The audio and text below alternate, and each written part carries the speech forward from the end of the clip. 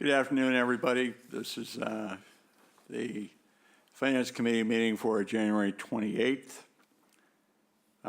Please note this meeting is being recorded. It will be available shortly hereafter for scheduled and on-demand viewing on any smartphone or tablet device. If anyone is recording this meeting, please notify the chairman. I see none. Pursuant to Governor Healy's March 29th, 2023 signing of the Acts of 2023 extending certain COVID-19 measures adopted during the state of emergency, suspending certain provisions of the open meeting law, General Laws Chapter 30A, Paragraph 20 until March 31, 2025. This meeting of the Chatham Finance Committee is being conducted in person and via remote participation. Every effort will be made to ensure that the public can adequately access the proceedings as provided for in the order. A reminder that persons who would like to listen to this meeting while in progress may do so by calling the phone number area code 508-945-4410. The conference ID is 480-755-531 #, or join the meeting online via Microsoft Teams through the link in the posted agenda. While this is a live broadcast and simulcast on Chatham TV, Xfinity Channel 1072, despite our best efforts, we may not be able to provide real-time access. We will post a record of this meeting on the town's website as soon as possible. My name is Andy Young. I'm Vice Chairman of the Finance Committee. I'm standing in for Stephen Daniel right now. He may join us online with comments, but I'll be running the meeting. Okay, let's start with roll call. Tommy Doan. Here. Barbara Madison. Here. John Pappalardo. Joanne Sprague. Here. Andy Young is here. Kristen Andrus. Here. Tracy Shields. Here. Eric Whiteley. Here. And Stephen, I see, has now joined us online. Thank you very much. Thank you. All right. Let's commence with the agenda. Carrie, you want to take over for a little? Thank you. Sure. We're going to be going over the FY 2026 operating and capital budget for public safety. The public safety operating budget is presented at $9,259,517 for FY 2026, an increase of $649,976.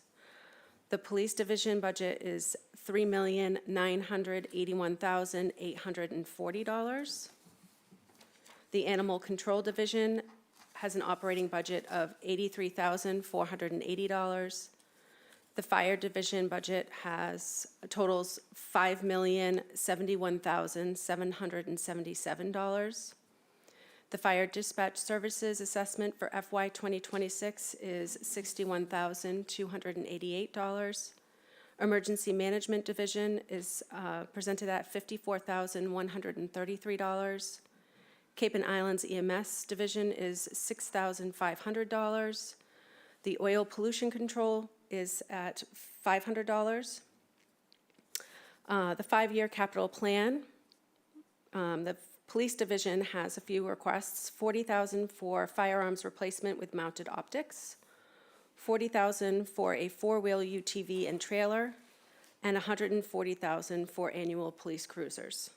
The fire division requests are $50,000 for protective clothing, $10,000 for mobile and portable radios, and $35,000 for self-contained breathing apparatus.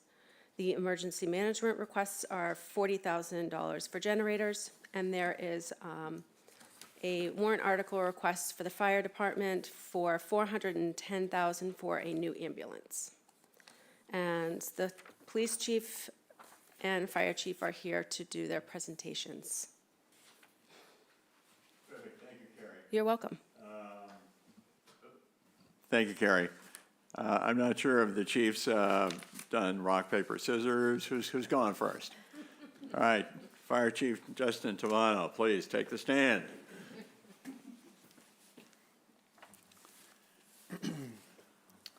All right, good afternoon, everybody. Wonderful to see you all, and thanks for having me. The fire department is proposing a $5,071,777 operating budget for FY26, which is a 6.2% increase over the FY25 operating budget. Most of the budget increases for FY26 are related to personnel expenses.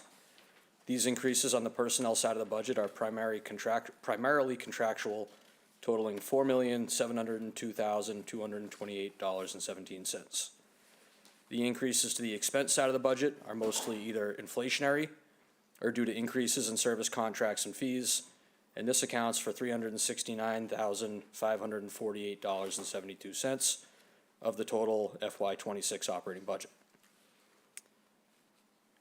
Most expense accounts were level funded, aside from the vehicle and equipment maintenance line item, which is increasing by 10%. And the fire department's not seeking any new positions in FY26. Calendar year 2024 was a near mirror image to calendar year 23, which happened to be a record year for the fire department in terms of our total incident responses and total ambulance transports. I'm incredibly grateful for a passionate, dedicated, motivated staff who always go the extra mile for Chatham. I'd also like to thank the Select Board, the Finance Committee, the Town Manager, the Finance Director, and the taxpayers for providing the necessary funding, which allows our first responders to perform their duties safely and efficiently. Through Select Board approval in November, we are in the process of finalizing the language of a memorandum of agreement with the Barnstable County Sheriff's Office, which will transition fire and emergency medical dispatching services to the Regional Emergency Communications Center. The transition is expected to take effect on March 3rd of this year. As initially proposed, the assessment formula had not been finalized and therefore did not include any state funding. During my November presentation to the Select Board, the assessment was approximately $100,000. Since then, the FY26 assessments have been finalized, and Chatham's assessment is $61,288. That assessment is based on a per capita calculation, which comes out to $9.29 per capita, and it's based off the 2020 census numbers. The emergency management budget request contains a minor increase in salary, providing for a 3% increase to the deputy director's position salary. Otherwise, this budget is level funded. The operating supplies line account in the emergency management budget accounts for majority of the expense side of the budget. These funds are utilized for a variety of operational expenditures throughout the year and will also be utilized to support our regional CERT team, which is regional with Brewster, Orleans, Chatham, and Harwich. The CERT team is a volunteer organization which has been largely grant funded. Each town represented by CERT will once again be asked to earmark up to $2,500 towards operating supplies, which will be funded out of the emergency management operating budget. Mr. Chair, excuse me, may I interrupt for just a moment? Chief, do you have slides to go along with this presentation? Yep, this is just my opener. I'm going to get my presentation now. Oh, thank you. Thank you very much.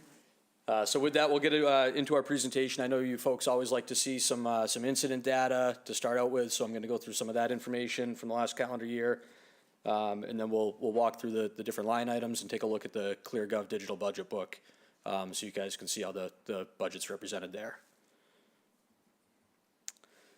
So the first slide just looks at some incident data over the last 10-year period from calendar year 2015 to 2024. Up until December 1st of 2024, we were well on pace to surpass last year's numbers. Fortunately, due to a slower than usual December, it was actually our slowest December in about 12 years. The numbers trailed off a little bit, so we ended up, like I mentioned, almost a near mirror image from last year as far as total incidents. We were 15 off from last year. This takes a look at ambulance transports from the last 10 calendar years, and similar numbers there. Again, we were on pace to surpass last year's numbers and ended up just slightly below. But you can see, as we discussed last year, the trend has consistently been up really for the last 5 years. The only outliers we see in 2019, 2020, we see the 2020 drop due to COVID when people were staying home. And then those numbers have steadily increased since then.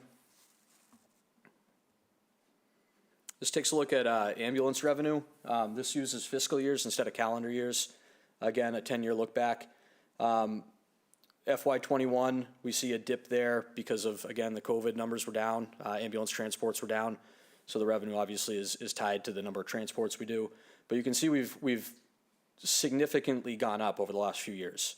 So as recently as FY18, FY19, we were bringing in about between $626,000 and $646,000, and FY24 we brought in just under $900,000. Mr. Chair, Yes, Jen? can you describe to us where the ambulance money comes from? In other words, how does that get to you from the original patient? Sure, yep. So about 90% of our ambulance receipts are reimbursed through Medicare. Obviously, we have an older population in town. Many of the residents are on Medicare and Medicaid. So many of the reimbursements are from Medicare and Medicaid. A good outside of that, another about 8% is from private insurance, and then there's a small percentage which is 100% self-pay. We use a third-party billing company. The vendor is Coastal Medical Billing. They do our billing services for us for a monthly assessment, and we pay them 4% for every dollar brought in. So we pay them 4 cents for every dollar in revenue that we receive. So at the end of each month, they give us a check, which gets turned into the general fund. Thank you. The pie chart here just looks at a breakdown of our types of calls. As we know, it's a pretty normal-looking pie chart for us, nothing out of the ordinary. The largest percentage of our calls, which almost always falls in between about 62 and 66%, is our ambulance calls, our emergency medical service calls, which is the gray portion of the pie chart. Outside of that, nothing really drastically has changed over the years. We see the larger blue around the 9 o'clock portion of the pie chart is for service calls. That could be anything from water leaks, gas leaks, things of that nature. And then the green and the darker blue, those are all, everything from about 9 o'clock to 12 o'clock those are all engine type responses. So it could be any type of hazard, from an electrical emergency, a gas emergency, like I mentioned, things like water leaks, and other types of rescue situations, deployment of the technical rescue team to go look for missing persons, or things, technical type rescues that don't, a little bit outside of the normal realm of the services provided by a normal firefighter. We have members on a technical rescue team that have some specialized skills. So that's kind of what you see in the rest of the chart. And then false alarm and false calls, that's the darker blue portion from about 10 to 12 o'clock. And you know, false alarms and false calls, that's when, you know, somebody's home alarm system has gone off, commercial alarm system has gone off. We still respond as though it might be a fire when we get there. We don't know until we get there what it's going to be. So that's a significant percentage of calls, about 16% of calls. And you know, oftentimes we get there, it's a false call, false alarm, but that's just kind of the nature of the beast. Chief, Yep. if I may, in the false alarm and false call, do you keep track of, shall I say, repeat incidents? Same address? Historically, we used to, well over a decade ago, we used to actually have a system where if we responded to a house for, you know, a certain number of times in a year, and they were all false alarms, we would start to actually bill them per call. And it really wasn't a great public service. What we noticed is that those people that maybe were having nuisance alarms, or the location of their smoke detector in proximity to the kitchen, where it might tend to go off more frequently than others, when we'd respond to those people to their homes to check as to what the emergency might be, we found that in order to evade that expense, they would just start taking their smoke detectors down or taking the batteries out of the detectors. So it made their home less safe. Got it. I understand. Thank you. Go ahead, Barbara. Chief, back to the ambulance revenue for just a quick second. Has the pricing on that gone up at all? Or We is haven't it- changed our rates in well over 10 years. Wow. Like I said, most of our receipts are from Medicare and Medicaid, and that reimbursement rate is set by the federal government. So it wouldn't greatly benefit us in terms of revenue to adjust our rates too much, because that 90% of it value is goes set by the government anyway. Okay, thanks.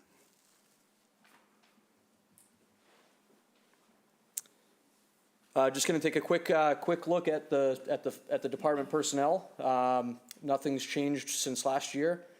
We have a chief and a deputy chief in administration. Day positions include an EMS captain and a fire inspector. Those two positions are also cross-trained as firefighters, and the fire inspector's an EMT and the EMS captain's a paramedic. We have 4 shifts of 7 personnel each, so each shift has a captain and a lieutenant and 5 firefighters underneath them. Of our 4 captains, we have 3 paramedics and 1 EMT. Of our 4 lieutenants, we have 1 paramedic and 3 EMTs. And we have, of our 20 firefighter positions, 14 are paramedics and 6 are EMTs. And we also have a part-time administrative assistant. Mr. Chair, Yes, please. Chief, can you tell us the main difference between a paramedic and an EMT? Yep, so a paramedic has more advanced training. In layman's terms, it's almost the difference between a nurse and a doctor. So they have advanced training. It's about double the amount of school. The paramedics are the ones that are starting the IVs, reading the EKGs, delivering medications, and the EMTs are trained to provide basic life services. So that would be supporting basic injuries, broken bones, lacerations, wounds like that, and then they're trained to also assist as the paramedic's assistant. Okay, thank you. Quick look at our fire department fleet. We have 2 engines, a mini pumper, our Quint, which is our ladder truck, and Quint means that it has both a fire pump on it with hose, and it's also a ladder truck. So it's basically a combination of a ladder truck and a fire pumper. We have 3 ambulances. Our high water vehicle is the Army surplus truck you've seen probably driving around. We've used that quite a bit over the years with all the flooding that we've seen on Morris Island. That's our evacuation vehicle that can get out to folks through high water to get them to safety. We have 4 administrative staff vehicles. 2 of them are take-home. Myself and the deputy chief have take-home vehicles. The fire inspector has a vehicle, and we have 1 additional vehicle for staff. It's shared between the EMS captain and the on-duty staff. And that vehicle is often utilized for going to off-site training, meetings, and doing other events around town for the EMS captain as he meets with other departments. Our service vehicle is our pickup truck that's used to tow the various trailers we have, including our boat, which is trailered and housed at the fire station. And we have a UTV, which is basically an all-terrain 4-wheeler. I just wanted to highlight some of the grants that we've received, particularly in the past year, but also over the last few years. I've included in the slide some emergency management grants as well. So forgive me, as I'll come back to these when we do the emergency management portion of the budget as well. But for our emergency management planning grant, it's a Citizens Corps program. We received just under $20,000, and that's to support our CERT team and provide equipment and personal protective equipment for members of the CERT team. Small grant, just under $1,500. It's for money left over from when MediCenter 5 used to exist. Cape Cod Foundation manages these grants. That money was used to purchase mass casualty incident patient triage equipment. Another emergency management planning grant of $2,700. That's an annual grant we apply for, which is capped at $2,700. It's based on the population. We used that money this past year for the purchase of gas meters for our fire trucks. the Massachusetts Department of Fire Services equipment grant. Each of the past 4 years, we've received between $13,000 and $15,000. This year, we received just under $13,000, and that money is going to be used to purchase calibration equipment for the gas meters, the additional gas meters that we couldn't fund with the other grant, and some other firefighting equipment, PPE. Mr. Chair, Please, go ahead. explain the gas meter. Yep, so that's it detects a number of different gases, carbon monoxide, oxygen levels, hydrogen cyanide levels, hydrogen sulfide levels, and explosive gases. What does it look like? Where do you carry it, and what does it look like? They're carried on the fire engines. They're about this big, about 3 inches by 5 inches or so. The firefighters clip them onto their gear. So if we get a call for a carbon monoxide incident, somebody's detector going off, or when somebody smells gas in their home, that goes in with them and they can detect dangerous levels of gases. Okay, thank you. Thank you, Mr. Chair. All right. Thank you.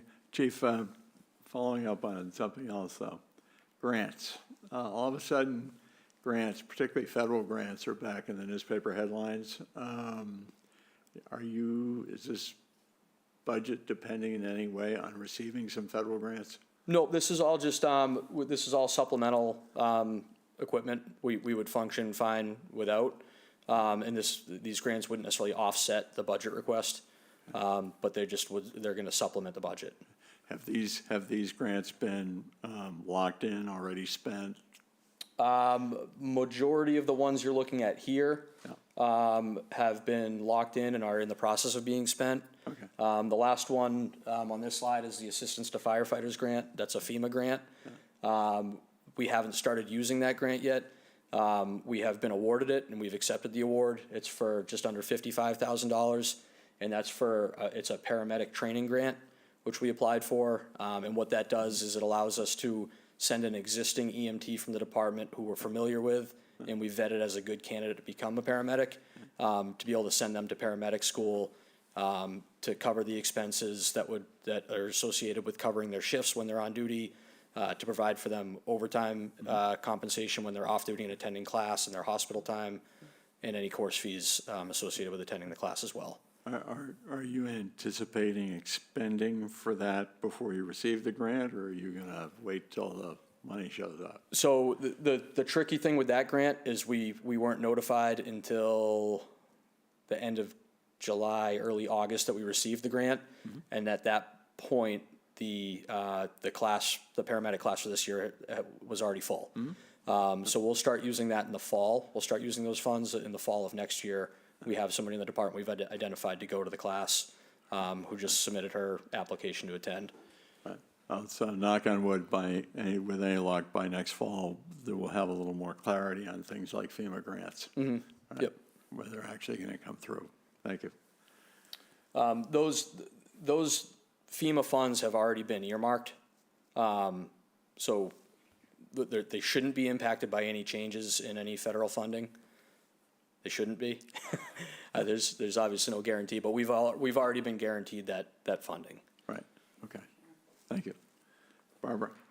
Chief, does that cover only one person? One person to attend class. Yep. Wow, okay, thanks. Yep. And like I said, the course fees that are if they have to pay the tuition to go to the course, it's about a $15,000 fee. What we're hopeful that the recent change with Cape Cod Community College, with the free education, the free tuition, will come into play, and then we'll have some additional flexibility with that grant. But at the time when we applied for it, that change hadn't happened with 4Cs with the free tuition, so we had applied for it as though we were going to have to pay the course fee. Thanks. All right. Chief, proceed. Prior years, just listed some of the other prior year FEMA Assistance to Firefighters grants.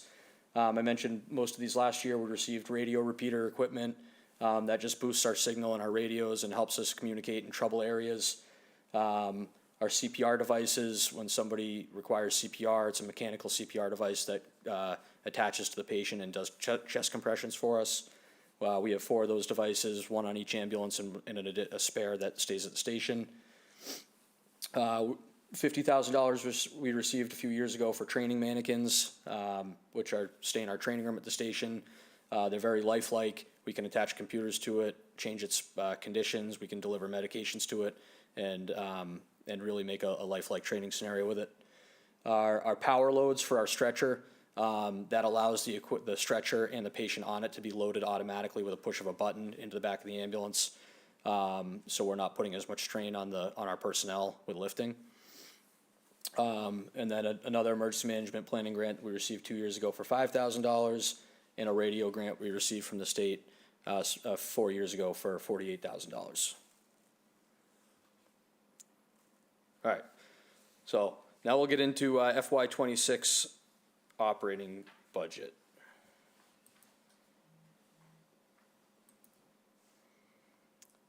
So this is what you'll see in ClearGov. As I mentioned in my opener, most of the increases that we see are on the personnel side of the budget. I know it can be difficult to see, but I'll walk you through here a little bit. We're all familiar, I met with you folks, I know everybody's familiar with the contract changes that we had last year to help recruit and retain quality staff. It's been working out great. Last year's operating budget was already set prior to the contract being signed and implemented. So we see some adjustments here in some of our accounts for some of our line items that are connected to salary. So the salary adjustments were made. We had to make some adjustments to overtime and training, the training line items in our special teams account, because those are commensurate with the salary increases. So you see some higher percentages there, but it accounts for this year's increase, but also a correction from last year that wasn't able to be made because the budget had already been approved. Aside from that, the total regular wages, you see we're seeing a 9.3% increase this year. And as mentioned, most of that is due to the newly implemented contract, along with our firefighters who are at lower steps as they see step increases throughout the year. Yeah, Barbara. Actually, this is a question for Carrie.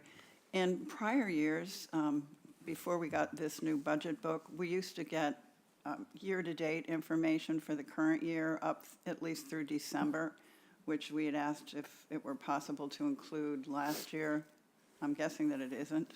It was in last week's presentation packet, was a year-to-date expenditure in the back of that. But I can reprint it again, but it is in the back of the last packet that you got at the last meeting. Oh, well, don't reprint it, I'll find it. Okay, all right, let me know if you don't find it, but it is in there. And Eric, I have your book. I'm sorry. You're welcome. Thanks, Carrie. Yep.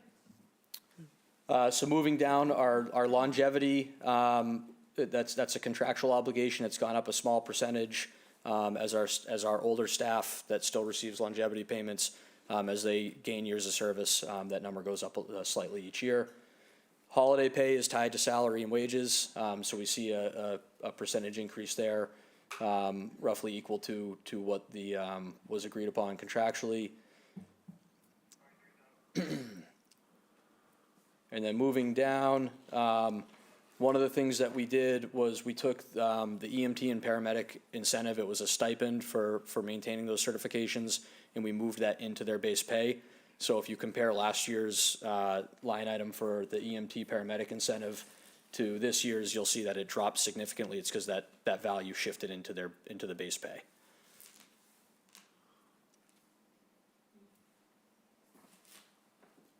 Special teams I mentioned. Our special teams, it's a training account for our special teams. Our special teams include our members that are on the Barnstable County Technical Rescue Team, members that are on the county dive team, members that are on our internal water rescue team.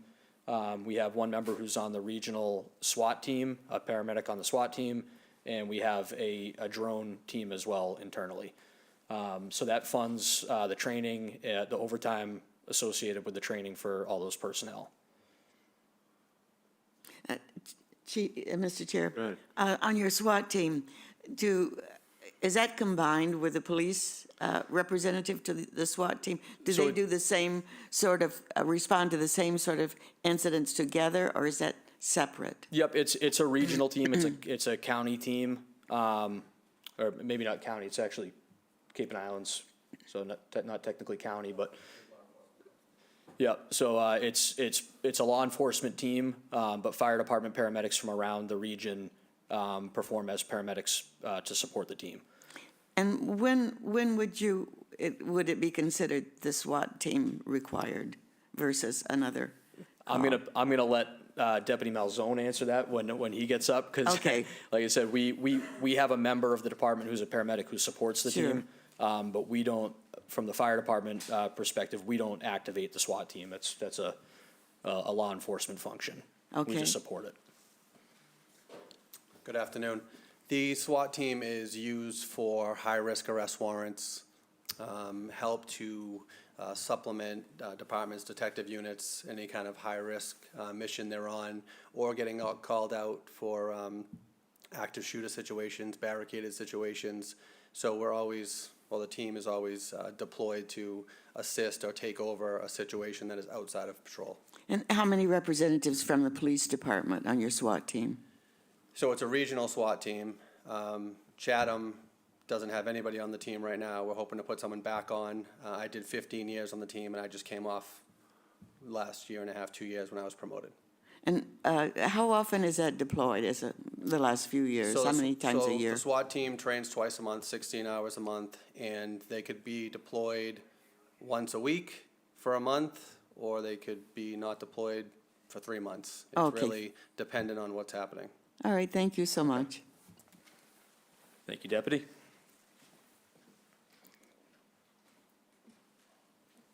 That's about it for salary and wages. We can see our total personnel expenses. Overall, year to year, we're seeing just under a 10% increase. And as I mentioned, it's pretty much all related to our contractual obligations. Mr. Chair. I'm sorry, Eric, go ahead. Chief, you mentioned earlier the transition to the dispatch, and that maybe you're going to get into that, and you I'll can get tell into me that. to hold on that. But is there a decrease in the labor costs on the other side of that from that, or? No, not necessarily. What we looked at with utilizing that shared county resource with dispatching was it has a resulting impact basically of putting 4 trained firefighters on the floor and deployable out into the field. There was no associated cost savings with it. We look at our call volume and what our needs are and how to best utilize our services, and for the value of that dispatching shared resource, it made a lot of sense while this opportunity is open now to capitalize on it. So there's not necessarily any cost savings with it. It's really designed to just improve services. So in the past, if I'm understanding what you said, you had 4 firefighters on. One was acting as a dispatcher, and if everybody went out, did the dispatcher at that time leave the station, or they stayed behind? No, as we currently operate up until March 3rd, that whoever is assigned to dispatch stays at dispatch. So they're not able to respond on calls. Okay, so Once we make that transition, that'll be one extra body that can One actually extra go on body, calls. so you're really increasing the number of firefighters going to any particular response if Correct. if everybody goes. Yep. Okay, understood. Thank you. And then on the expense side of the budget, as I mentioned, pretty much everything's level funded except for our vehicle and equipment maintenance account, which we're requesting an additional 10% for. With a couple years under my belt, really tried to drill into the budget and look and not just make requests based on prior year budgeting, but also look back 3 and 5 years of what actual expenditures were, and feel comfortable with many of those line items on level funding them. Aside from our vehicle and equipment maintenance budget, our vehicles and apparatus are starting to get older. It seems like yesterday that we purchased the Quint, but it is a 2015 truck. The 2 engines that we purchased the same year are 2017s. So with age and depreciation, maintenance and repair costs start to go up a little bit. So we're looking at, we've looked at what was spent last year, the year prior, and what we've spent this year, and feel it's important to increase that line item by 10% to make sure that we can keep all our equipment in service. And that's the only increase I'm requesting on our expense side of the budget. Our capital outlay account, we decreased significantly. That was kind of a legacy line item. It had been in the budget for quite a while. It's a little bit of a reserve there. We like to have some money available for emergency repairs, because we're working with emergency vehicles, and we can't predict all expenses. The repairs of those vehicles can get quite costly, so we like to have a little bit of funding available in case that there's an unexpected expense. But we did drop that request down significantly.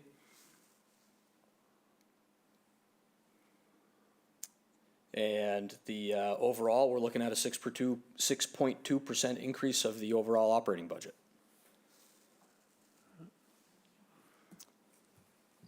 Any other questions on the operating budget before I move on to emergency management and capital? That's my question. Finance Committee members have any other questions for the chief right now? No? Anybody online have any questions for the chief right now? I'm not seeing any hands waving or, okay, good. Yep, I'm good right now, Andy. I do have one on the capital allocation. Stephen, what was that? I do have a question with respect to the capital request, but I'll hold until the chief has a chance to walk us through that. All right. Thank you, Stephen. Go ahead, chief. All right. Just make sure I remember how Mark told me to do this here.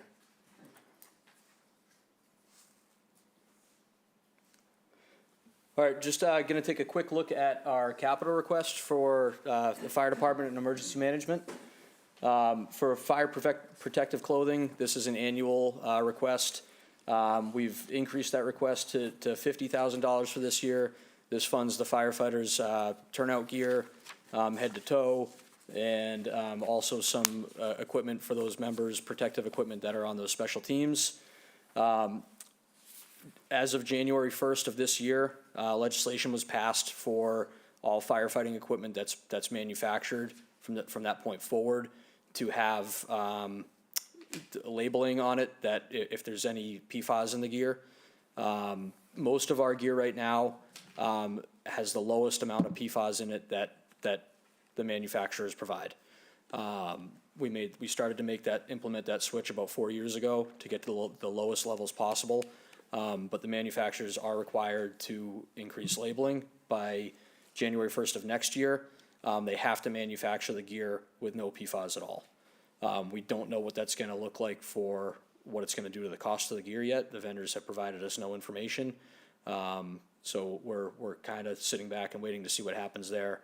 But the $50,000 request funds replacement gear that's contractually required.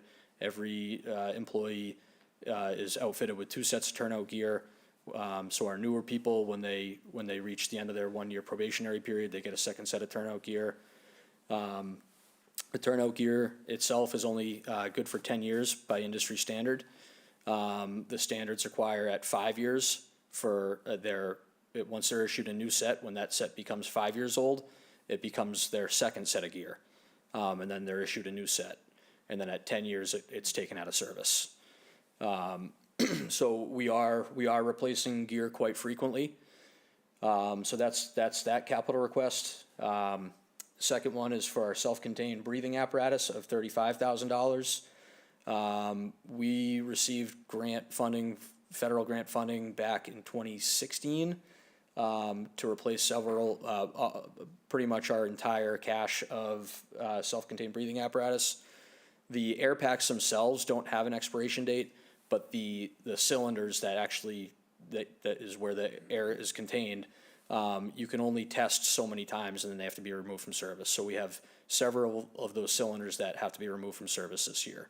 So that's why we see a little bit of an increase in that request this year compared to previous years.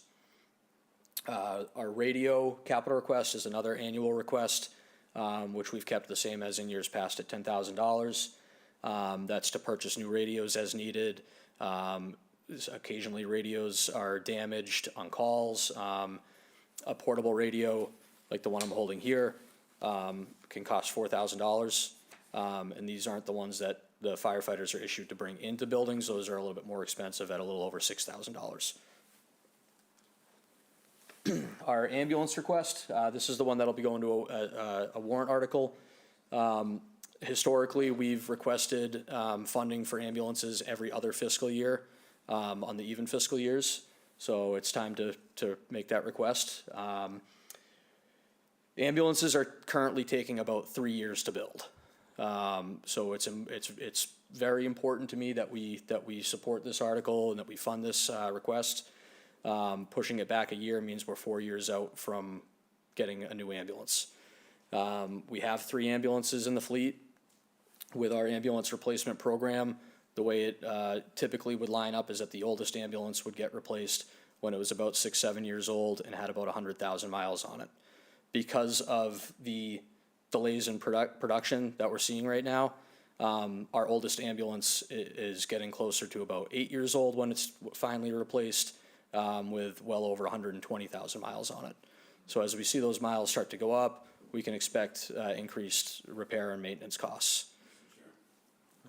Go ahead. So in 2024, did the town approve an ambulance that's on order that we're expecting in X number of years as well? We're hoping to see it So in August. We have one in the pipeline right now? We is have one in that the pipeline right now, yep. So in FY '24, we appropriated $355,000. The vendor anticipates, and a little bit of it is some guesswork, that we should factor in about 8 to 10% increase per year on the cost. So that's where I got the $410,000 request. Excuse me. Oh, I'm sorry. Stephen has a question on the Yep. line. Stephen? Thank you, Andy. Chief, good afternoon. Given the challenges that you just noted in receiving ambulances in a timely fashion, is there any thinking to change the periodicity with which you order or seek to get approval from town meeting for an ambulance? I'm sorry, Mr. Chair, I missed just a small portion towards the end there. Is there any consideration, and then I lost you? For changing the timing of your requests for new ambulances?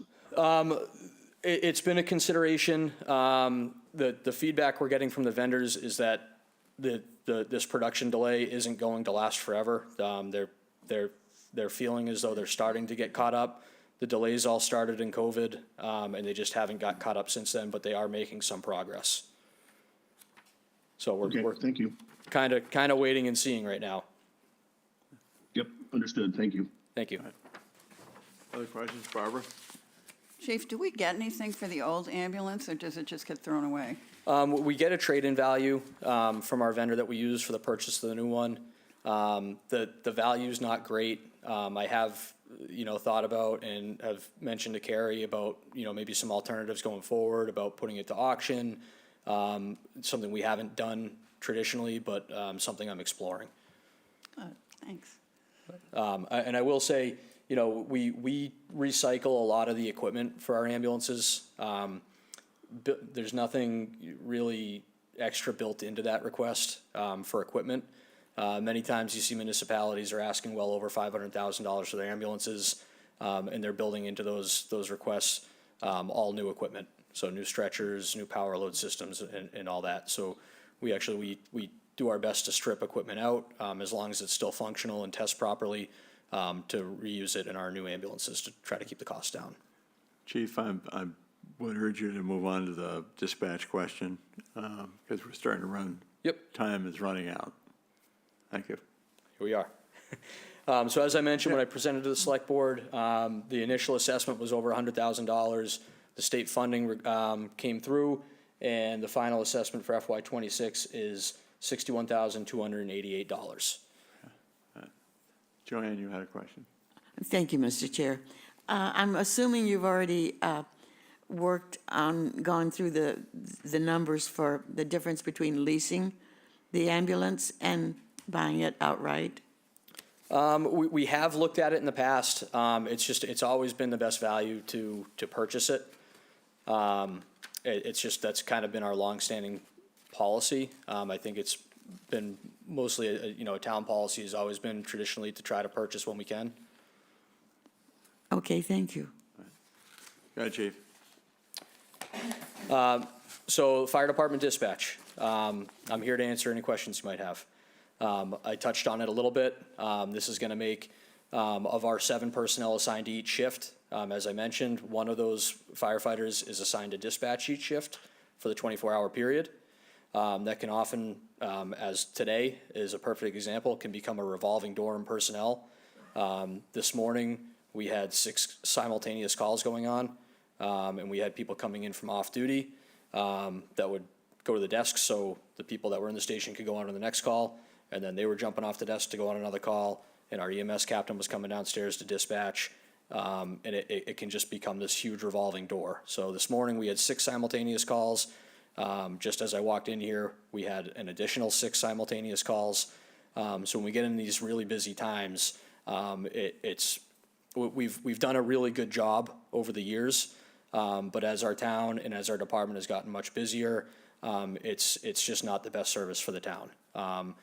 In my opinion, we put just so much work into training our personnel to be the best paramedics and EMTs and firefighters we can possibly find on the Cape. They do a fantastic job, and their resources are best utilized out in the field, providing front-facing services to the community. Questions? Not seeing any so far. All right. Chief, are you then going to talk about CMS? I don't have much else. I know in the interest of time, I don't feel like I need to bring you through this budget book. Like I mentioned, the emergency management operating budget is level funded. I am requesting a 3% increase on the deputy director's salary. Does anybody else on the committee have questions for the chief? Anybody else online have questions for the chief? All right, seeing none, I say thank you, chief. All right. All right? Do you want me to touch on the Cape and Islands one? No, it's all right. Okay, it's a $600 increase. Yeah, okay. Thank you for your service, Chief. All right, thank you. And for all of your members. Actually, Andy. Excuse me? Chief, one other thing. You do such a great job with the intern program. You deserve a lot of credit for that. Oh, thank you. We love having them. And I will say, as I'm getting this pulled up for Chief Anderson, we were fortunate enough, one of our previous high school interns we've hired as a full-time firefighter, which is a first. That's great. All right, thank you. Thank you. Chief Anderson.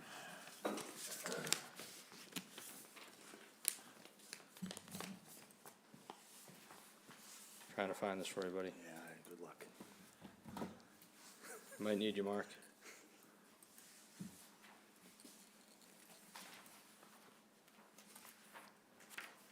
Where it went. Try that one.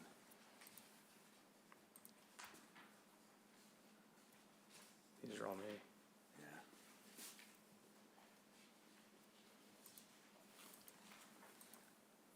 What's that one right there?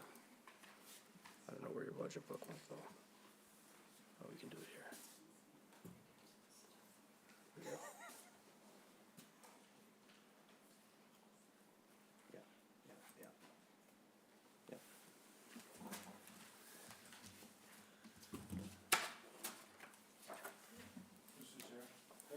Yes. Sorry, just thinking about it, again, back to the dispatch and the staffing and things like that. Would you, and you mentioned the 6 calls simultaneously today and people coming in, things like that. So in that kind of a scenario, in theory, you have one less person that would have to come in and things like that. So there probably is some, theoretical, in certain scenarios where you're not going to be pulling someone in because you've already got that 4th person for. Yeah, exactly. There is a theoretical small savings in overtime. It's really impossible to quantify. Yeah, yeah. So, where I we mean, don't you really. see that happening. I mean, how often are you going outside when it was 3 going outside and bringing in a 4th or 5th person for for Yep, I something mean, going on? pretty much anytime the ambulance goes to the hospital, we attempt to backfill the station. Not always necessarily with 3 people.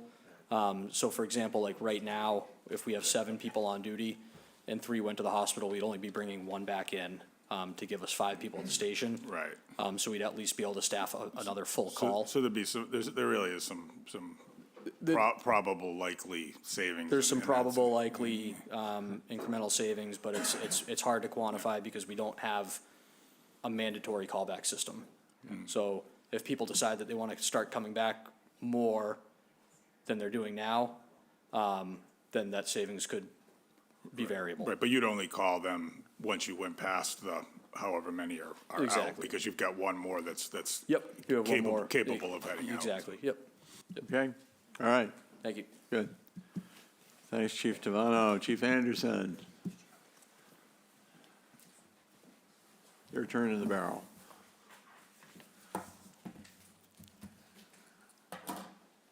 I echo most of the fire chief's statements, so hopefully that'll shorten my presentation.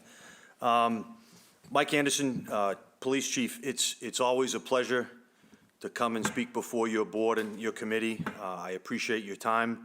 I would like to introduce my Deputy Chief Lou Malzone and my Lieutenant Sarah Harris. They are my, in some cases here, my subject matter experts in case I need it. You'll be hearing a couple of times from Deputy Malzone in this presentation, but I will begin.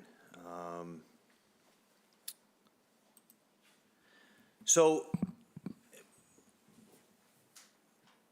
it's custom for me to come up and ask you for money and ask you for capital items. But I think this is the first time I'd like to say thank you. I'd like to begin my presentation with a thank you. When you have capital projects for other departments, it's easy to drive by and see the progress of a pump station or an upwell facility. But sometimes it's difficult to see what is the return on the investment on what you've given us in the past. And I just want to highlight a couple of things real quick. When I first came here, came before you as the chief in 2022, I wanted to increase our training budget for just the sole reason to give us more employee value and make us more valuable for at least their officers' value and the departments and the community's value. And my goal with the monetary increase was to increase our training budget by 10%. And since then, that first year, we were able to increase our training budget by 16%. So thank you. 2023, we implemented and introduced a community service officer program. We all can agree that that's been a huge success. I thank you for that. Last year, we increased that by 1. And again, thank you for that. I think the community is very receptive to that program, and I appreciate that. With that, last year, we implemented a new parking enforcement program. We went to electronic ticketing. We also increased the fines. And because of our 5th community service officer and extra attention from our patrol officers, we were able to increase the tickets issued by almost 50%, with an 106% increase in fines. And last year's fine total was almost $145,000. So, thank you. And lastly, we are in the first probably 6 months of our body-worn and cruiser-mounted camera program. I came before you last year and I said that it would improve evidence collection, it would increase our transparency, it would increase our officer safety, and it has improved our training opportunities. And it has. We've seen in this short period of time many court cases with the data and the imaging and the statements and the evidence that these cameras have been able to capture have assisted us in presenting a really strong product at the court level. It's been able to hold my officers accountable for their professionalism and their conduct, and it really has deterred a lot of so far frivolous complaints that we would normally get in our routine course of business. So again, I thank you. In addition to the body-worn camera, with your generous gift from last year, we were also able to secure a $44,000 federal grant. So we are in really good shape with this body-worn and cruiser camera program going forward. So again, thank you very much. Again, here's a snapshot of our calls for service. I will say that it is a positive note that we are in a little constant state of decline for calls for service, but I do want to highlight some things that I think are concerning and you and the community should be aware of.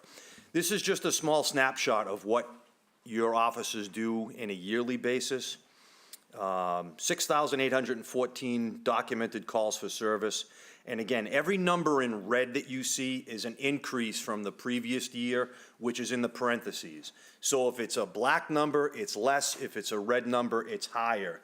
And you will see that even though our calls for service has decreased from last year, our total reported criminal offenses have increased. Total number of motor vehicle crashes have increased. We've had an increase, though small, in our burglaries and breaking and enterings. And again, even though the majority of our property crimes and most of our quality of living crimes, which again, a lot of people care about, those have steadily and positively declined.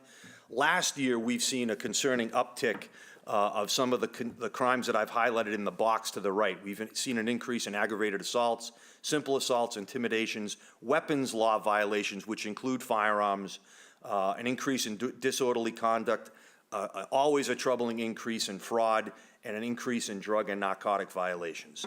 If you asked me why, I would say this is just the world we live in. I don't have a better answer than that.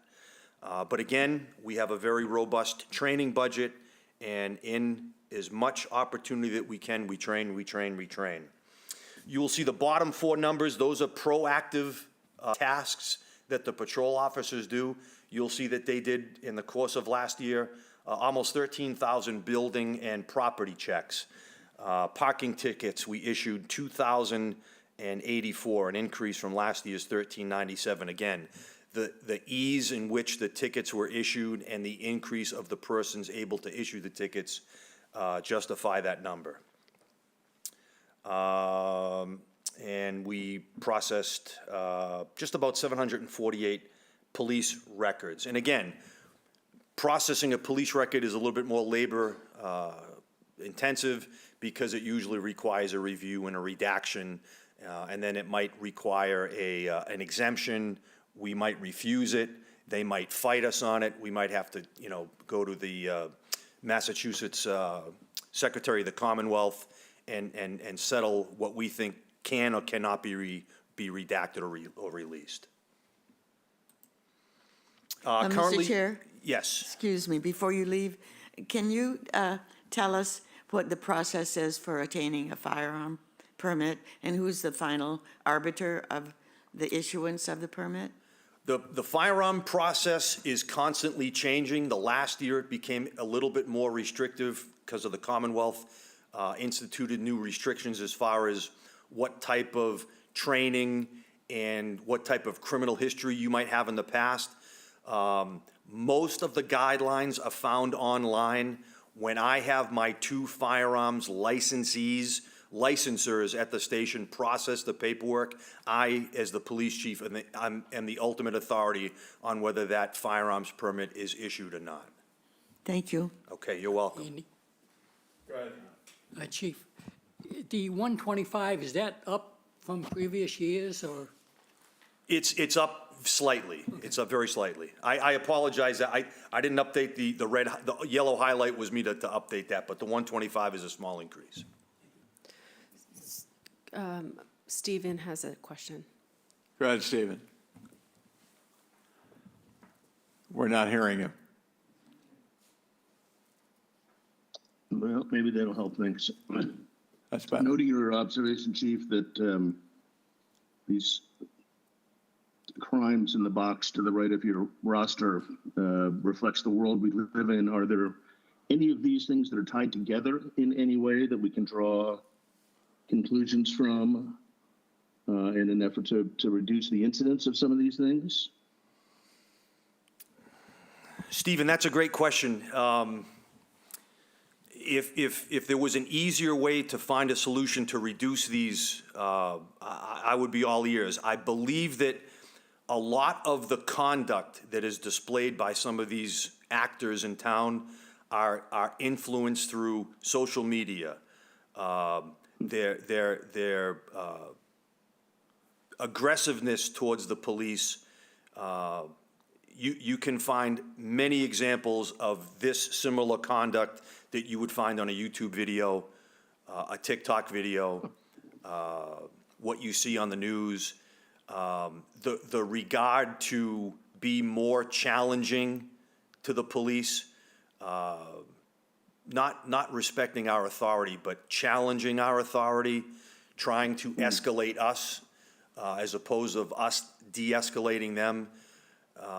It's almost a culture of, I don't want to say entitlement or just ignorance to the rules and regulations, but that's usually what we're up against. Interesting. Okay, thank you. I hope that answers your question. It does, thank you. Pardon me, Tracy, go ahead. Thank you, Mr. Chair. Thank you, Chief. Question is, the increased occurrence, does that reflect an increase in the number of people committing the crimes? Or is there a greater amount of people, like, are these often repeat offenders that are sort of known to the police department? Or is this an increase in the number of offenders? It's an increase in the number. Many years ago, when we had less of a population or less of a tourist population or less of a visiting population, the intimacy of the community was much more known. You pretty much knew who the bad actors were. The past few years, whether it's the increase in the rental opportunities, the increase in the hotel motel vacancies, or just folks just down for the weekend. Most of the crimes that you see in that box, unfortunately, were more of the random, not localized. Again, we have seen the population increased since the COVID pandemic. That where you rolled the sidewalks up in the fall, that never went away after COVID. There's a considerable, in my opinion, much more of a year-round presence. All right, okay, thank you. This is our current staffing. It has not changed. We have a chief, a deputy chief, and a lieutenant. They are here. We've got 5 sergeants. One of those sergeants is assigned to the school resource officer. Out of our 14 police officers, currently we have 2 vacancies. We do have 2 reserve police officers, 4 dispatchers and animal control, 1 administrative assistant. The total sworn personnel is 22.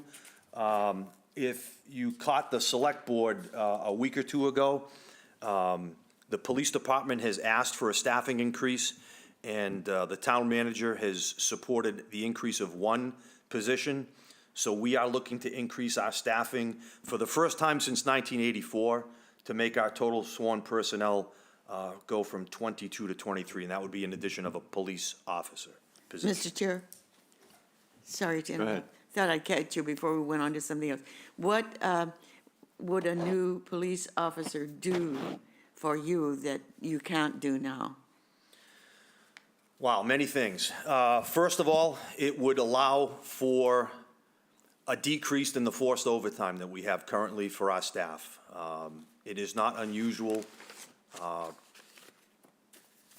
daily, weekly, that we have several shifts that have overtime that is forced, caused by vacancies. It would increase the amount of service that we can provide to the community, whether it be the addition of a specialized position, whether it be a detective or a mental health officer.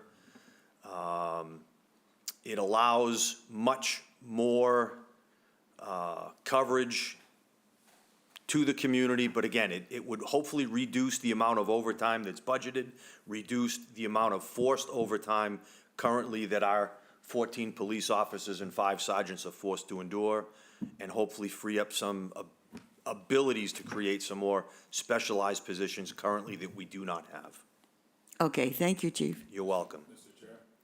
Go ahead, Art. Thanks, Chief. The current vacancy you have how long has that been open, and have you had any applicants that you've reviewed for that? Great question. The police officer market is very, very competitive. You will see the budget this year, most of the increases are because of the salaries. We had a very successful contract negotiation, which went into effect July 1st of last year, which brought the police officer salary from last June, which was the lowest paid on the Cape, to right now, which is about the fourth from the top, highest paid. We offer competitive salary, we offer competitive benefits. However, so do many other police departments. We face the same residency or resident challenges. If we were to get those positions filled, which we are currently advertising right now, the goal is to get those two positions identified and enrolled in the next police academy, which would be in Plymouth.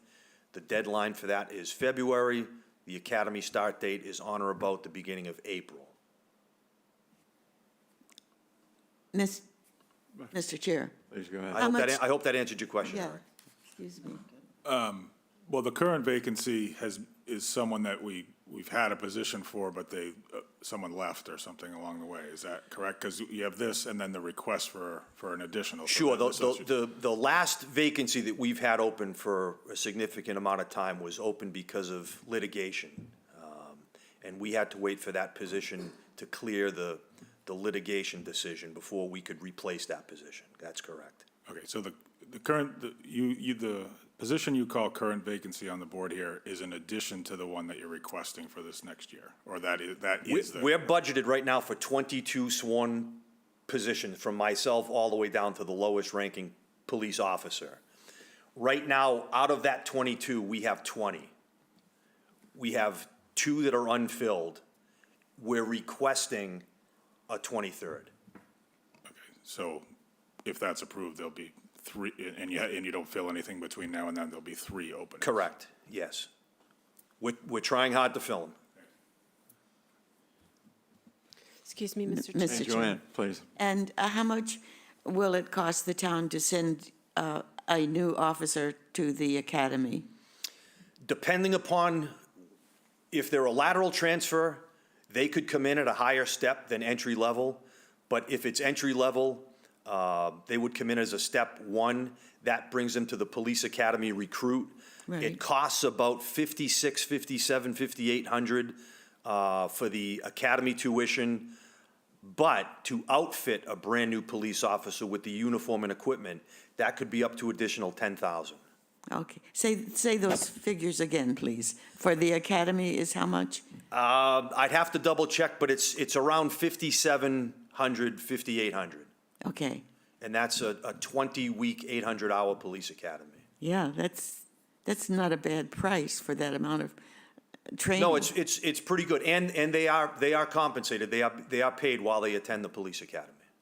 Okay, Yeah, thank you. you're welcome. All clear? Excuse me, Mr. Chair. Stephen has a question. Stephen, go ahead. Thank you, Andy. Chief, how has your bonus program been working out? Has it been a benefit to recruitment? It does, Stephen. That's a great question.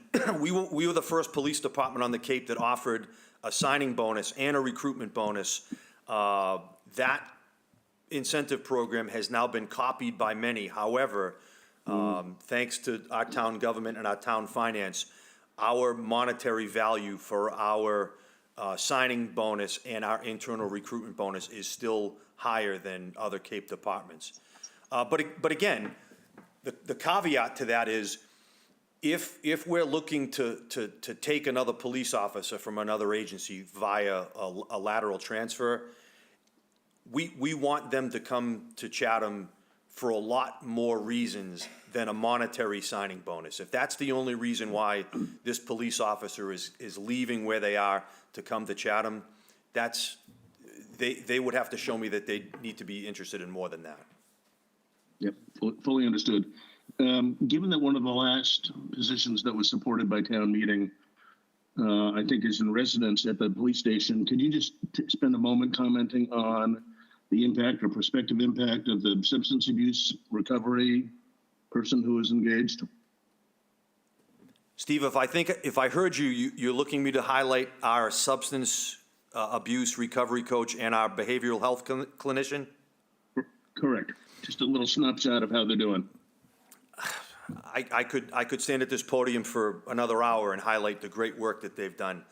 The behavioral health clinician meets at the police station every Wednesday from noon to 4. To give you an example, she was at our police station this morning on a follow-up case. She works far outside her expected hours of service that she gives us. She's a contract employee from the opioid settlement. She comes to us from Outer Cape Health. Last May, we hired the behavioral health clinician. We couldn't have picked a better person, a better candidate. She works very hard.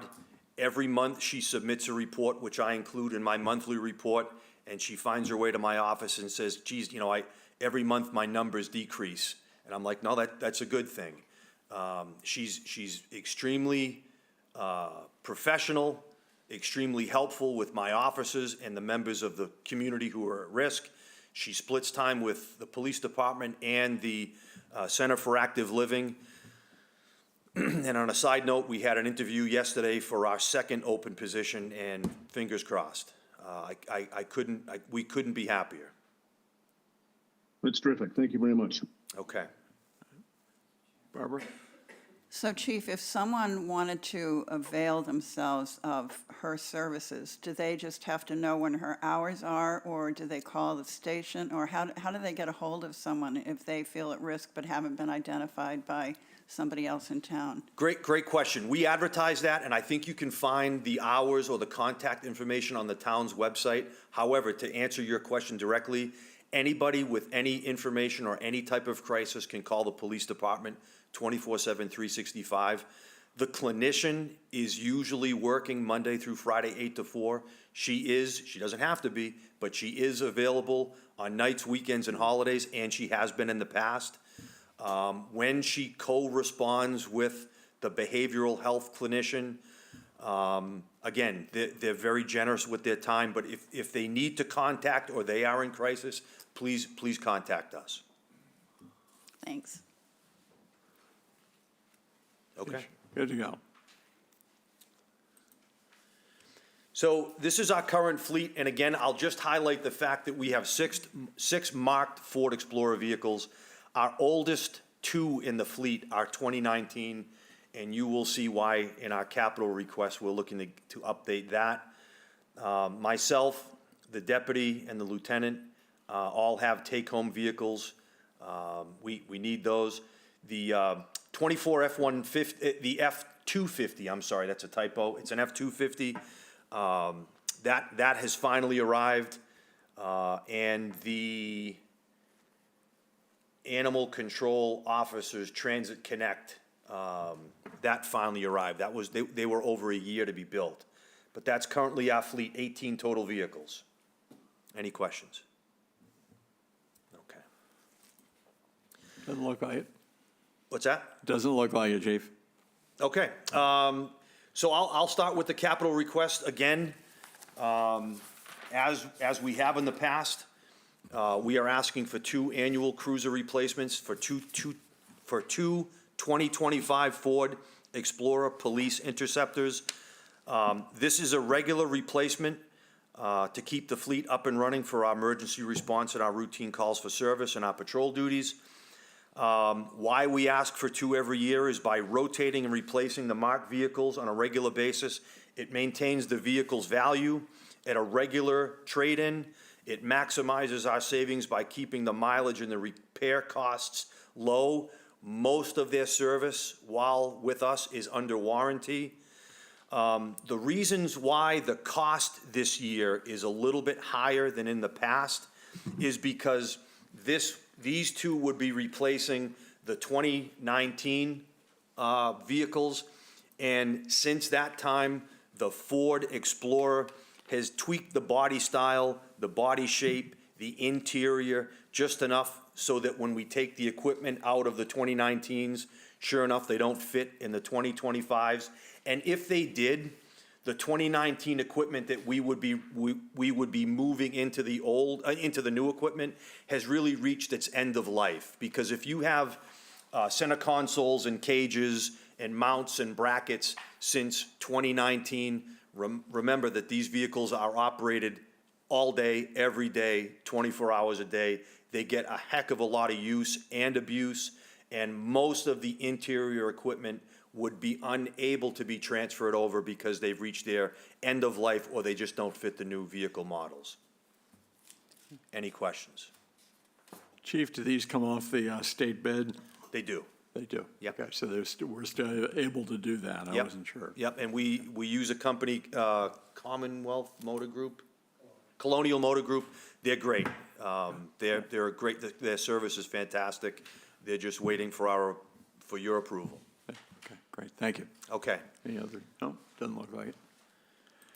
Okay. This is a Polaris UTV. We asked for this last year, but it was more of a low priority. However, last year, boy, we wish we had it, and I'll tell you why. First of all, we're asking for a 2025 Polaris UTV Ranger. This is almost what the model that we would be asking for looks like, except our model would have a secure enclosed cab. It would have heats. It would have air conditioning. It's a two-passenger vehicle. It increases our operational support and response. These are some of the things that the fire department, which has one, uses their UTV for. They use it for July 4th. They use it for search and rescue, remote patrol enforcement, beaches and woods, and they sometimes loan it out or take it out to other communities for mutual aid. Why we are asking for one and why we think it's important is because last year, we have seen an incredible uptick in calls for service in areas where response by a police cruiser can't happen. Give you some examples. We had a couple of incidents on North Beach Island. There was a large party on or about 4th of July, and we did logistics to plan for what we thought was the plan one for Labor Day. This could be used on North Beach Island because other than that, the patrol officers would have to patrol that area on foot. Social media can work against us because at any night during the summer, social media can invite 200, 300, 400 total strangers to any beach or any conservation land in our community. And now we respond to a beach or a conservation land with a 200, 300, 400 party response call. Most of these calls happen in remote areas where the police officers would have to respond on foot. For example, the second lot of Harding's Beach, now they have to walk to the lighthouse at the end where the 300 people are partying. They'd be able to carry emergency equipment to and from scenes. It also would be beneficial in storm response. It can navigate down trees, down power lines, and other structures. With this type of vehicle, there's no specialized training that would be required. We have a four-wheel ATV, and to be certified on that, you have to go to a environmental police training course. There is nothing required to operate this. It's just like operating a regular motor vehicle. It would be street legal, it would be registered, it would have emergency lighting and be clearly marked. One of the reasons why we would be requesting a trailer is the same reason. We could take it to different locations in town without having to drive it on the street, or we could respond to a Brewster, a Howard, a Dennis, another agency that requests mutual aid for some type of search and rescue or emergency response, just like they respond to Chatham when we ask for their equipment. we can pre-place this. And again, I'm going from my notes here. Last year, we had over 100 calls for service reporting large beach parties with several hundred attendees with alcohols, fireworks, fighting, and some of these are in very remote areas that are unable to be accessed by a police cruiser. So last summer, we asked if we could borrow one from Barnstable County, and they were gracious enough to let us borrow something similar, but a different make and model. And I'm glad we have it, because I don't want to throw the fire chief under the bus, because the loaner was very useful, especially over the 4th of July period, because the fire department's UTV was out of service. So we were lucky to have the loaner to act and give to the fire department to help them with their response while theirs was under repair. And again, I mentioned the trailer would allow us to store it and transport it, and I'll take any questions. Mr. Chair, Stephen has a question. Stephen, you're up. Andy, I've got two questions. First, thank you, Chief. Question one, is this four-wheel drive? Yes, it's four-wheel drive. All right. Question two is, what's its over-the-road speed? 45, 50, 40 to 60, Stephen. Wow. Okay, terrific. That's what I needed to know. Thank you. Right. But Chief, I'll note it probably is not amphibious, right? It is not. So getting to North Beach Island becomes a different logistical. The harbor matter. master does have a vessel that can accommodate that. It's almost, I hate to describe it like a landing craft boat, but they have a boat with a ramp on it. You're talking about the mooring scow? Probably. Yeah. 'Cause I can't imagine it fitting on any other harbor master vessel. Okay. Yeah. All right, okay. I just was curious. I'd hate to see this thing go to the bottom of the bay. Same as I, but no, we almost, we had the ability to take the loaner that we had last year out to North Beach Island. We chose against it just for the reason because it just wasn't ours, and if anything did happen to it, it wasn't ours. Okay, right, thank you. Any other questions for the chief on this? Go ahead, Barbara. Thanks, Mr. Chair. Do we have to pay when we borrow them from someone else? And if we were to loan ours out, would we charge? No, it's covered under the mutual aid agreement. But again, the benefit of having ours, it's ours, there's no wait, we maintain it, we equip it, we have the people to drive it, we're familiar with it. But again, if one of our neighbors called for assistance, we'd gladly provide it. All right, guess not. Go ahead, chief. Okay. So I'm going to call up Deputy Malzone here, and he is going to talk about our request for a weapon-mounted optic system. Good afternoon, Lou Malzone, Deputy Chief of Police. So this request is for a regular replacement of our department firearms, which we try to replace every 3 to 4 years. Like our cruisers that are operated 24 hours a day, 7 days a week, our firearms are deployed with the officers every day. They're in the elements. Fortunately, not deployed from the belt very often, but they are out in the elements. They do get hundreds to thousands of rounds of training ammunition put through them every year for training events. And other reasons why we trade them in, of course, to avoid the maintenance costs, for dependability issues, and to keep the trade-in value reasonable. Like we did in 2022, when we replaced the firearms, we added the mounted light system that you can see below the front of that firearm. And that was, another piece of equipment.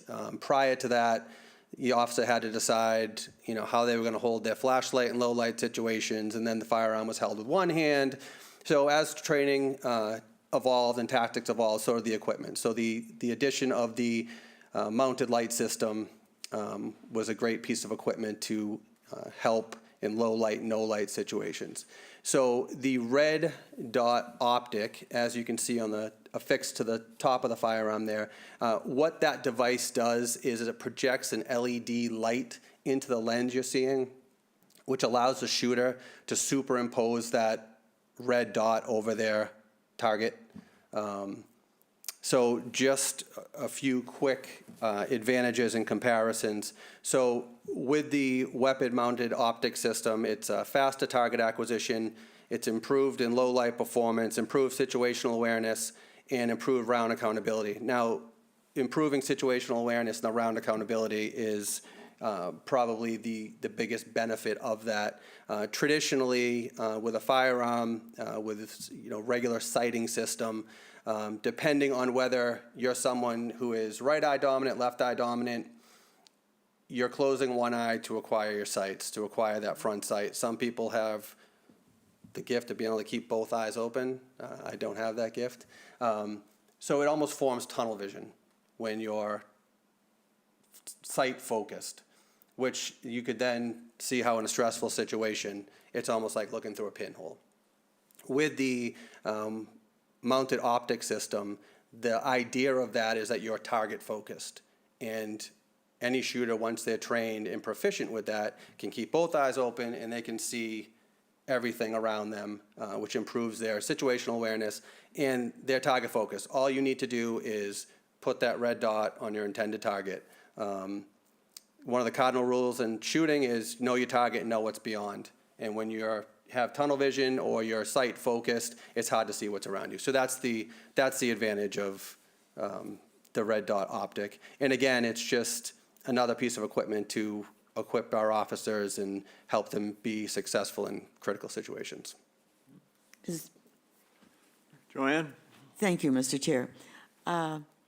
Deputy? Yes. That's an amazing weapon. Who manufactures it? So we use Glock, and we have not decided on a manufacturer for the optic yet. There's several different ones. And I just wanted to note also that included in that request is the training and the ammunition required. It'll be 16 hours of training an officer and approximately 1,000 rounds per officer, which is required to be able to carry that, which sounds like a lot. But, going from another sight system to a new one, it's a big change. We're seeing people come out of the academies who are trained with the optic, having no issue with it, but someone who's been, on the job 5, 10, 15 years, who have been using regular sights, it is a transition. So that's why it's 16 hours. But you're not looking at any certain manufacturer at this point? We are going to stay with Glock for our firearm, and Glock has a couple different programs with manufacturers. One's called Aimpoint, one's called Hollow Sun.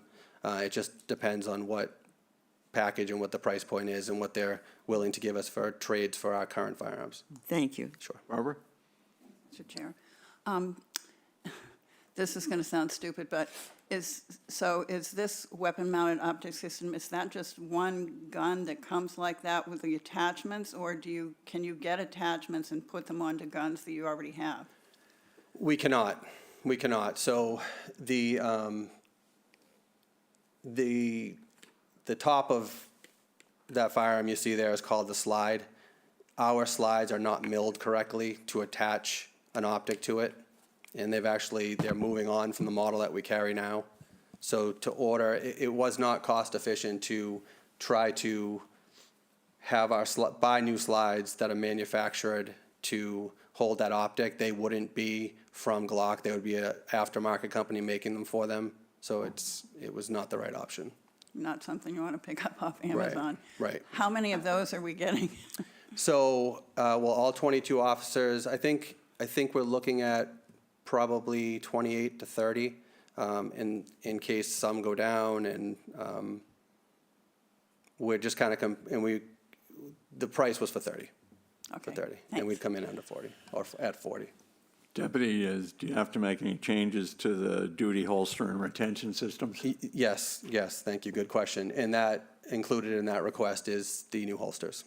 Okay, go ahead, Tommy. Thank you. Does that project a dot on what it's aiming at? No, it does not. It's not, you mean like a laser? It's not- No, it's not visible on the target itself. It's projected onto that glass lens you can see there. And then it's obviously calibrated on the weapon for point of aim. Other questions for the deputy? No? Oh, go ahead, Tracy. Just out of curiosity, do we have a concept of how often, I mean, I'm sure it varies, but our weapons have been discharged by necessity as opposed to just training purposes? Fortunately for us, other than probably a small number of calls yearly for wildlife, fortunately, it's training exercises.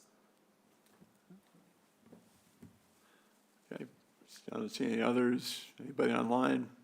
Doesn't look like it. All right, deputy, thank you. Thank you.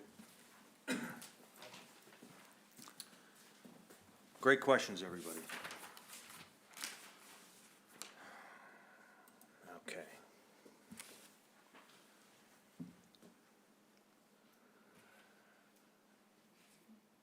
I'm gonna do this.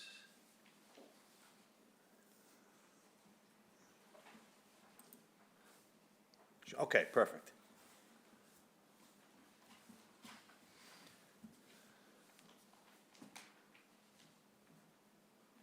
And that was the last capital request that we had.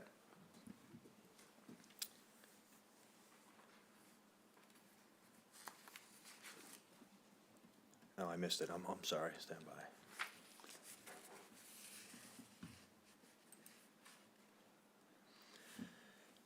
Again, just out of respect for your time, just to echo what the fire chief said, most of the increases are salary contractual, educational incentive. The temporary wages, that is reflective of the community service officers. The overtime is high because of, again, you know, our shortages, and again, last year, we had a couple of long-term injuries. Longevity, again, contractual benefits, shift differential contractual. Okay, the first one I'll talk about is the 5161 band concert events, and I will explain what this is. This account is a long-standing account. This pays for the police officers to work the paid details at certain town events. Chatham officers are paid overtime for certain events that are not billable, such as the Chatham band concerts, the Independence Day Parade, and half of the Chatham Anglers baseball games.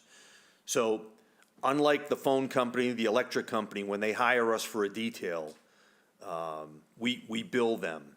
The anglers, we bill half the season, and half we absorb under the band concerts and event budget item. When these positions go unfilled from Chatham Police Department officers, we request police officers from neighboring agencies through mutual aid.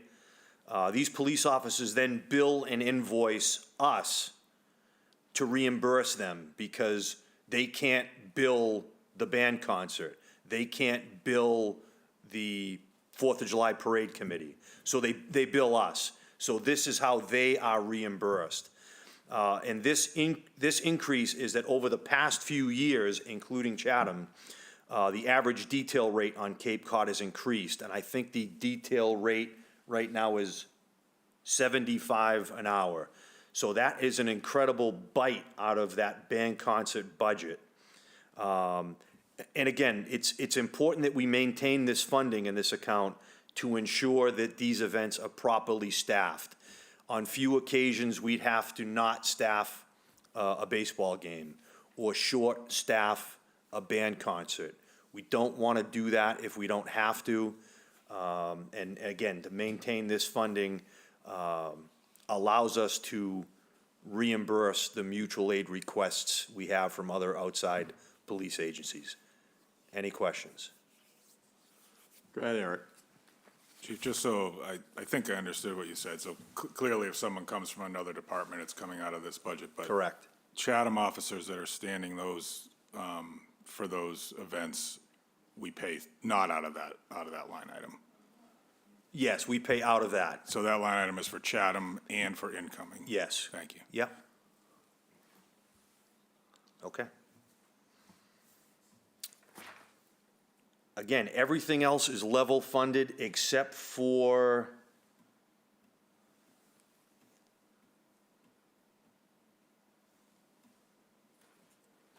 there's an increase in the uniforms. Again, this equipment, the only thing we do is this is a 3.5% increase to reflect the yearly inflation rate.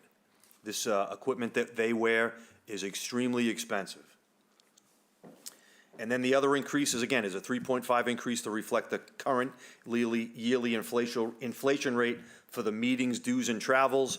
All these professional organizations that they belong to, whether it's Crash Recon, SWAT, any type of associations or organizations, unfortunately, we're at the mercy of their dues increases. And again, it's very important that they maintain their certifications with these organizations. So thank you for that. Any questions for those two? Okay. Tracy? Thank you, Mr. Chair. Sorry, Chief, I have a question that's not necessarily about those two. I was wondering if you have a sense of the offset in the overtime amounts that if filling those now 3 positions, right? Because there's 2 that are vacant and 1 additional, that would create, you know, a substantial amount of savings potentially in that category? So the optimistic answer to your question is yes. If we were fully staffed at 23, you would assume that overtime budget at the end of the fiscal year would have a lot remaining in it, and then we could readjust that budget and possibly lower it for fiscal 27. Or, as the town manager and I have discussed, we reevaluate that to see if a 24th position is needed or warranted. But ideally, the way it's supposed to work is the overtime should go down as the staffing levels increase. However, then you increase the salaries with the benefits, eligibility, and all that stuff. So again, I would defer to Kerry, but I can give you a small number. yes, So say, sorry, Lieutenant Harris. Lieutenant Harris. A new officer costs us about $62,000 a year for a base salary. If you were, all those spots that need to be filled right now, you were filling with overtime, it would be about 107, for the median officer, it'd be about 117 a year. So you're saving about $40,000 a year by getting a new officer on, new young starting pay officer, rather than paying the overtime for all those shifts. Just kind of a roundabout number. Don't exact quote me.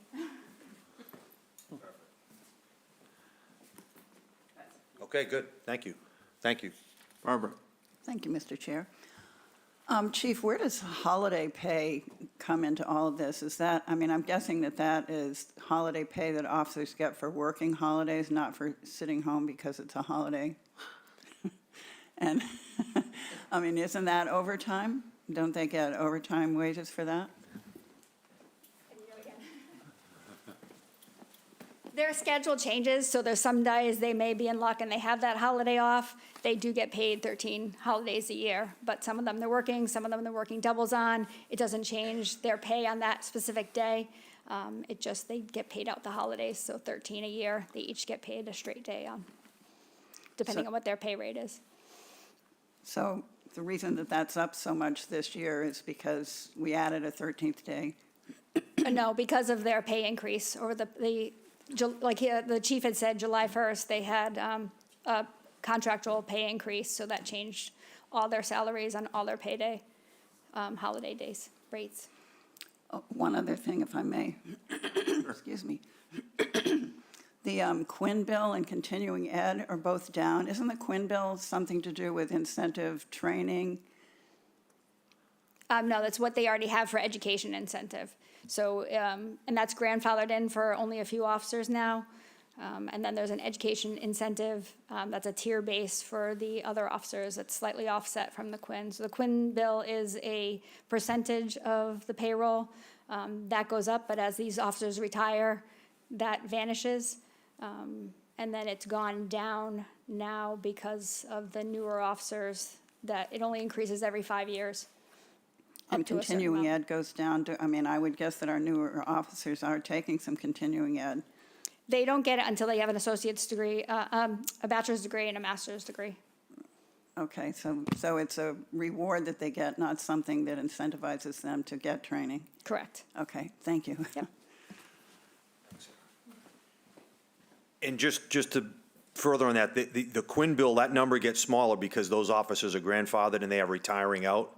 And that's a percentage of their base pay that's factored into overtime. The current newer officers, their educational incentives is a one-time pay stipend. It's not factored into their base pay. All right? Excuse me, Chief and Chair. Stephen Daniels has a question. Stephen, go ahead, please. Thank you, Andy. While I share the optimism of the chief and the lieutenant regarding overtime and hiring incremental officers, I think we can probably find some instruction in our experience with the fire department, who, notwithstanding having 4 new officers over the last several years, their overtime at $900,000 is roughly 2x what it probably was 5 or 6 or 7 years ago. So fingers crossed, but experience may suggest otherwise. That's it. Okay, thanks. The last one, and I'll probably have some help here from Deputy Malzone, but like the fire chief said, he has a small capital outlay, as does the police department. And in the past, that long-standing article, that budget line, was primarily funded to cover the lease for our police motorcycle, which we have purchased. We have kept it as an emergency fund, like when the chief said, an unexpected emergency happens that we need to repair or replace something that doesn't necessarily fit in those capital or operational budget lines. Just to give you an example, the year before last, we lost one of our departmental printers, copy machines, and to replace that was just south of $12,000, and that small capital outlay paid for that. What happens now is, I'll let the deputy explain it. We've had an equipment that's become obsolete, a very important piece of equipment that's become obsolete and in need of not repair but replacement. And since it was an emergency, we have already taken the first steps to start the payment and purchasing of this item in installments. So I will let Deputy Malzone explain that. Thank you. So back in 2015, we started our electronic control weapon program, better known as the TASER program. At the time, we purchased 6 TASER X2s, which are manufactured by Axon. We got 6 of them. Not every each officer isn't assigned their own, like other pieces of equipment, so they are taken out or assigned to them at the beginning of the shift. In the time, 2015 till now, Axon had come out with the TASER 7, which we did not opt to purchase. We thought we were still good with our TASER X2s. Our TASER X2s have recently started to fail. We reached out to Axon and were told that they no longer manufacture those. They don't manufacture parts and they don't support them at all, including their software that we use to update deployments and for evidentiary purposes. So the chief and I met with Axon in September at the International Chief Show, and we were interested in talking to them about the TASER 7, and they didn't bring a TASER 7 with them, so that was telling, so they showed us the TASER 10. The TASER 10, we have ordered 8 of them. That comes with a price of $72,114.06. We're able to pay that over 5 years. The initial payment, just over $15,000, and the additional 4 payments, $13,707. Again, we're getting 8 of them. Right now, we're down to 3 tasers. We're getting 8, so we'll have the 6 for the road. We'll have backups, and we'll have 1 available for special assignments. That's why we're asking for the increase of the $6,900 to fund this account with $25,000 to cover this over the next 4 years. Barbara, go ahead. Deputy, will Axon provide support for these if anything happens to them? Yes, so this purchase price includes, so it's the 8 actual physical tasers. It's user agreements for 22 users. It includes them coming out and training 5 of our officers to be instructors, all the training equipment and supplies that are needed. And so the equipment itself, if something bad happens to it, they'll fix them for us? There is a warranty. I'm not sure the length of the warranty, but yes, they will fix them. Okay, thanks. Kind of like dealing with a software supplier. There's always something new. Right. Okay. I guess the only question I had, Deputy, was do we have any other non-lethal? We do. We have beanbag rounds Okay. and a shotgun, but each officer carries a taser on their belt. The beanbags are secured in the cruisers. Okay, great, thank you. Sure. Any other questions for the deputy? No, doesn't look like it. Thank you.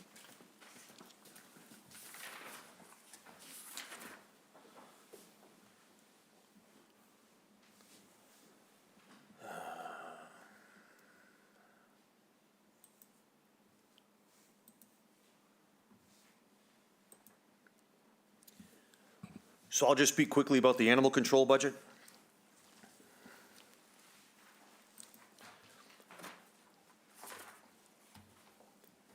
Those are the animal control calls for service in 2024, 517. And again, the increases are highlighted in red. One of the reasons that we looked at for the decrease of animal control calls for service is not because she's not busy. It's that we have dealt with last year, and I think that we've found a solution to the problem. There was a resident that had multiple complaints of livestock and loose animals, and there were several hearings, and that generated multiple calls for service. And that removal of that issue, we hope was contributed to the lower numbers for calls for service. The animal control officer, Diane Byers, does a fantastic job. We're lucky to have her.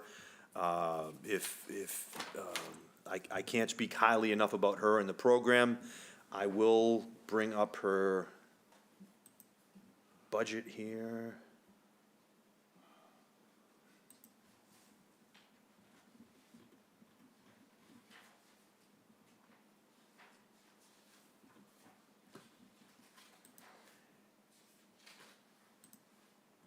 And real quickly, you will see that it's a level-funded budget.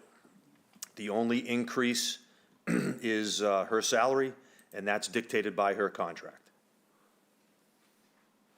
All of her purchase of services or operational supplies, anything as far as operational budgets, everything is level-funded except for the increases in her salary, again, by her contract. Any questions for animal control? She does a fantastic job. Chief, I do have a question, mostly because of an experience I had 3 days ago. I understand that with the spread of the avian flu that's affecting shorebirds, I came across 10 or 11 male and female eider ducks dead on the shore. None of them looked like they'd been munched on yet, and none of them looked like they'd been shot, although who can tell for sure. My understanding from the feds and from the state was they're supposed to be reported to animal control for some sort of follow-up. Is that going to affect her operation, or do we get reimbursed for her operation? It shouldn't. She has training in how to deal with it, and if she doesn't have to deal with it directly, she has the other agencies, the assisting agencies that she can call and assist her in that, as far as handling, collecting, storing, transporting. It should not affect her at all. All right, she's not responsible for any of the testing or analysis? She would be responsible for getting the animals tested through another agency. Okay, all right. So She'd act as the liaison. Mass Fish and Wildlife or Correct. something like that? Yep. Yeah, okay. Yep. All right. Good, thank you.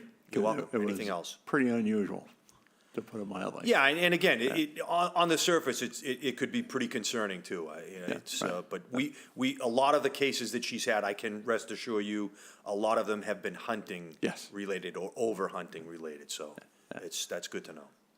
All right, thank you. Any other questions for the chief? Go ahead, Joanne. I just, before the chief and the fire chief leave, I just wanted to thank you both for the service of your members and for taking care of the safety of all of our citizens here in Chatham. Thank you. Thank you, Ms. Sprague. Again, it's always a pleasure to be in front of you, and we appreciate your support. Go ahead, Tommy. Chief, if you get a report of a wild party, could you give me a call? You can respond with me in our new UTV. How's that? Barbara, please, go ahead. Just two teeny little questions. The electronic ticketing, how does that work? Do the officers have like scanners that they scan? The electronic ticketing machine looks just like your Apple phone. It looks just like your Apple phone, and then they wear a portable printer, which is a little bit smaller than my portable radio. They can either scan the inspection sticker and the information is backfilled, or they can photograph the license plate. It acts as a plate reader to backfill the vehicle information, owner information. It's GPS equipped, so it even it backfills the location of the violation. So it lowers the time of the action of documenting the violation. So it's a faster time on target to log the violation. It's time stamped. And one of the things that we've seen is as well as the increase in the ticket amounts or the fine amounts, there has been a significant decrease in the successful appeals for these tickets, because in the past, some of these violators have been very creative with their own photographs or their own excuses on why or how they were parked, and the system is pretty robust to defend against any type of frivolous appeal. So we've been very successful in the appeals process. And this will be the first time where there is some real teeth to scofflaws who do not pay these tickets, where it now would affect their vehicle registrations or their driver's licenses on being renewed.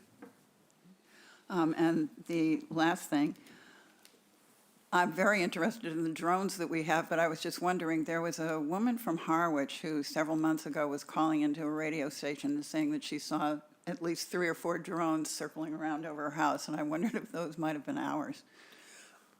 I can almost assure you that they're not ours. We had a decision to make recently at our first night celebration. We have the ability to fly a drone. We flew it at our Independence Day parade, although it was daylight. And because of the recent concern from the public about drone activities, we chose not to fly our drone, to just not to even add to any type of concern from the public. We didn't see any drone activity over that period, but I can assure you that what she was seeing was not one of ours. Thanks. You're welcome. Kristen? Thank you, Mr. Chair. Chief, do we have any grants that are being looked at this year? Like the fire department seems to have received many grants for equipment. Yep. We were lucky enough to receive the grant last year for the cameras. Yep, I knew that question was going to come up. The grant market in law enforcement lately has been pretty, I don't want to say specific in areas that really don't benefit us. Larger police departments, more urban police departments. There used to be grants that would pay for the first 3 years of a police officer's salary. Those are few and far between. There's a lot of community policing grants that we do already. What we look for, I really like what the fire department looks for, is anything that we could, again, add a piece of equipment that is a want as opposed to a need, And we really try to come in front of you and the select board and the town meetings with needs as opposed to wants. But we do look, and again, that $44,000 supplemental grant for the body and cruiser cameras will put us in really, really good shape going forward. Other questions? Stephen, did you have a question? Not a question. I just wanted to extend my thanks as well. I apologize for not being present today, but appreciate everything. Chiefs, deputy, and lieutenant, thank you. And that's it. So thank you. Thank you guys very much. Very helpful, very informative. Okay. It's our pleasure. And anybody else online who wants to speak? No? Okay, good. Anybody else in the committee? All right, if we're done, is there an entertain a motion to adjourn? Hey, Andy, hold on one sec. I do want to just have a quick chat about What our was that, report to Stephen? the select board. What was that? Hold on one sec. I do want to we have an agenda item for our report to the select board. So in that context, I just want to make sure, especially since I'm going to be absent for a couple more of these, unfortunately, that people make good notes on what they think we want to present to the select board. Our initial report to them about the budget is due to be delivered on February 18th. So I just want everybody keeping that in mind and tracking issues of interest or concern so we can synthesize a helpful and appropriate report to the select board. What's the date again that you want that by, Stephen?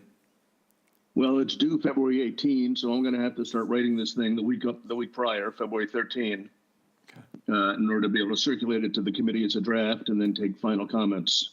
Okay. So as things pop up in people's mind, I'd appreciate hearing about it sooner rather than later, please. Okay. All right, Stephen, thank you. Any questions? Thank you, Andy. about that? No? Appreciate the help. Okay. All right, I guess we're good. Now a motion to adjourn. So moved. Second. All right, great, thank you. Those in favor are Tommy Doan, Aye. Barbara Madison, Aye. John Papalara is not here, Joanne Sprague, Yes. Andy Young, yes, Kristen Andrus, Yes. Tracy Shields, Yes. Eric Whiteley. Yes. And Stephen, I don't think he pronounced. Yes. But that, you're saying yes, all right. I can't I'm see your saying picture, yes. but I hear your voice. All right, thank you very much. We're adjourned. Thank you, chiefs. Thanks, Deputy Andy. Chief, Lieutenant.